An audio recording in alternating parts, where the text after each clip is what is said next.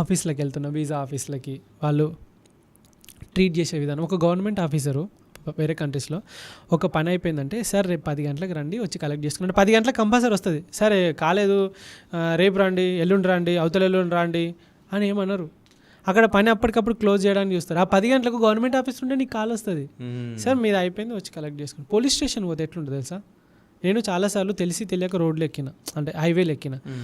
Police స్టేషన్లో నన్ను హైవేలో ఎక్కారు మీరు, అది మీకు తెలియక వచ్చిర్రు కావచ్చు ఫస్ట్ టైము అని చెప్పేసి వ్యాన్లో నా సైకిల్ ఎక్కించుకొని, సింగపూర్లో అయింది, ఇది ఆస్ట్రేలియాలో అయింది. కార్లో సైకిల్ ఎక్కించుకొని వెనకాల ఎస్కాట్ ఒక బండి పెట్టి తీసుకొని 2 కార్లలో రోడ్డు అవతల దింపేసి, ఈ రోడ్లో పోండి సార్ అని చెప్పేసి లైక్ ఏంది 2 వాటర్ బాటిల్ ఇచ్చేసి జాగ్రత్త అని చెప్పేసి రూట్ కూడా చెప్పిపోయారు.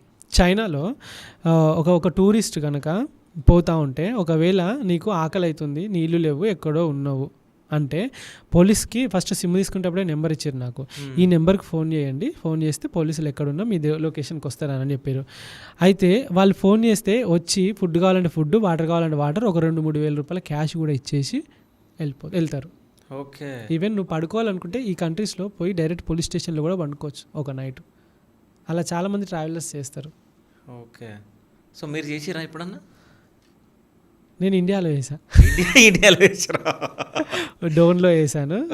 కానీ ఆ పోలీస్ ఆఫీసర్ మనకు సిఐ అతను మనకు తెలుసు కాబట్టి అలా వేసాను. వేరే కంట్రీస్లో నాకు అవసరం పడలేదు, ఎందుకంటే మనకి క్యాంప్ టెంట్ ఉంది, టెంట్ వేసుకొని పడుకుంటాం. సో